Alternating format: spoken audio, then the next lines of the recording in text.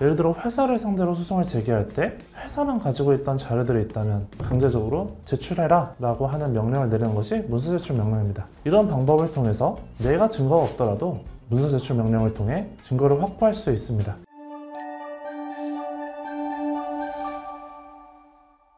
안녕하세요. 낭만 로이어 송태근 변호사입니다. 혹시 혼자 소송을 준비하고 계신가요? 요즘 나홀로 소송, 그러니까 변호사 없이 혼자 소송을 진행하시는 분들이 정말 많아졌습니다. 대법원에 따르면 민사소송 1심 기준으로 원고나 피고 양측 모두가 변호인 없이 나홀로 소송을 진행하는 비율이 70%에 달한다고 합니다. 하지만 나홀로 소송하는 경우 많은 분들이 법적인 절차를 잘 모르거나 용어를 잘 알지 못하거나 또는 적절한 증거를 제출하지 못해서 억울하게 패소하고 작은 실수로 큰 불이익을 받는 경우가 정말 많습니다. 법원에서 나홀로 소송을 하시는 분들을 볼 때마다 안타까웠던 점들이 참 많았던 것 같아요. 그래서 오늘은 나홀로 소송에서 지는 이유, 나홀로 소송을 하더라도 이기기 위해 꼭 알아야 할 팁을 알려드리도록 하겠습니다. 첫 번째는 절차를 잘 몰라서 지는 경우입니다. 법원에서는 기한 내 서류 제출을 하는 것이 제일 중요한데요. 법원 명령에 아무 대응을 안 해서 패소하는 경우도 많습니다. 실력이 아니라 절차 미숙으로 지는 경우가 너무나 많습니다. 소송에서는 반드시 일정 기한 내에 제출해야 할 서류들이 있습니다.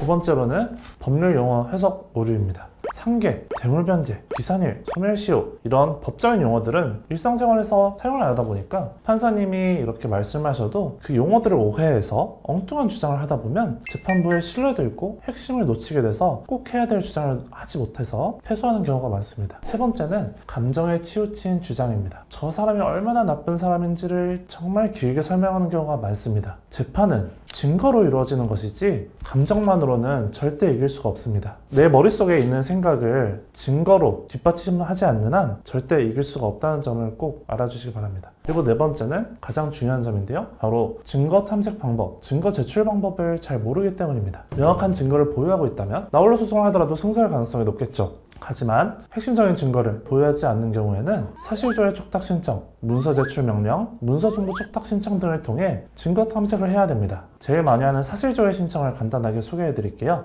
사실조회 신청이란 법원이 제3기관 또는 제3자에게 사실관계를 확인하도록 요청하는 절차입니다. 예를 들어서 금융기관의 피고 명의 계좌의 이체 내역이라든지 경찰서의 형사사건 기록 조회라든지 아니면 통신회사의 피고 연락처 정보, 피고 주소지 이런 거를 사실조회 신청을 할 수가 있습니다.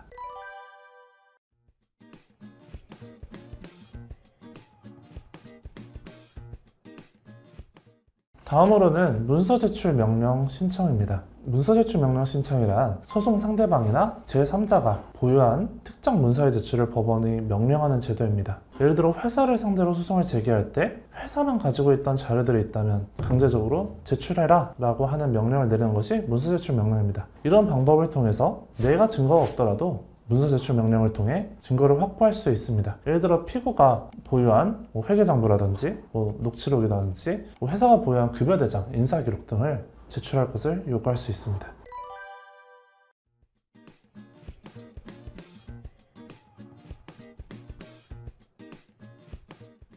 다음으로는 문서 송부 촉탁 신청하는 게 있는데요. 이거는 보통 공공기관에 하는 겁니다. 문서를 보관하고 있는 공공기관에 법원이 문서 사본 송부를 촉탁하는 제도입니다. 예를 들어서 다른 사건의 판결이 저희 사건에 매우 중요한 자료라면 문서 송부 촉탁 신청을 통해 해당 판결문을 달라고 할 수가 있고요. 국민건강보험공단이라든지 이런 공단의 피보험자 자격 득실 내역이라든지 공공기관이 갖고 있는 자료에 대한 요청을 법원을 통해 할 수 있습니다.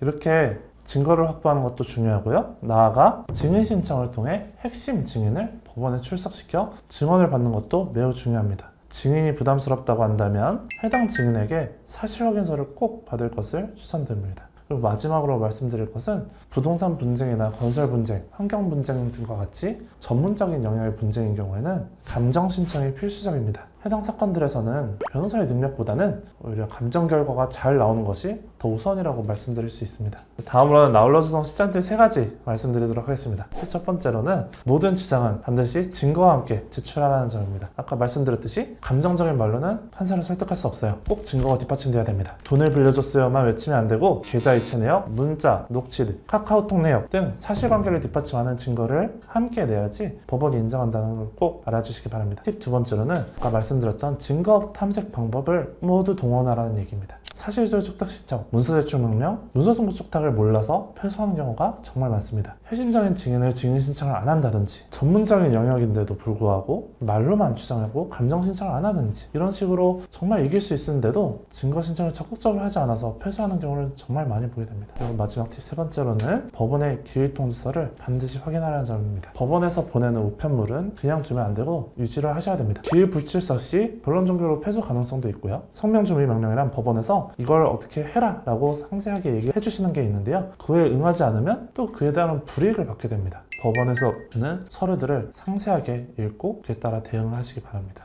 그리고 마지막으로는 이거는 나홀로 소송하시는 분들을 위해서 하나 팁을 드리는 건데요. 소송 비용을 아끼면서 변호사 도움도 받을 수 있는 팁을 좀 말씀드리고자 합니다. 일반적으로 변호사 비용이 아까워서 나홀로 소송하시는 분들이 참 많습니다. 증거가 너무 명확해서 나홀로 소송하시는 분들도 많고요. 하지만 승소하더라도 변호사를 선임하지 않았다면 상대방에게 변호사 소송 비용 청구를 하지 못하기 때문에 다 끝나고 나서야 이걸 나중에 안타까워하시는 분들이 참 많습니다. 법무법인과 변호사 비용은 나중에 승소 시 상대방으로부터 받는 변호사 소송 비용으로 하기로 약정을 맺는다면 의뢰인은 비용 하나도 들이지 않고 변호사의 법적 조력까지 받을 수 있겠죠? 이런 점들을 활용하시는 것도 추천드립니다. 오늘은 여기까지였는데요. 이런 부분들만 알아도 억울하게 지는 일을 막을 수 있고 법정에서 당당하게 자기 권리를 주장할 수 있습니다. 아는 것이 힘이다라는 말이 법정에서는 가장 많이 와닿게 되는데요. 나홀로 소송할 때 오늘 영상이 도움이 되셨으면 합니다. 도움이 되셨다면 구독, 좋아요 부탁드리겠습니다.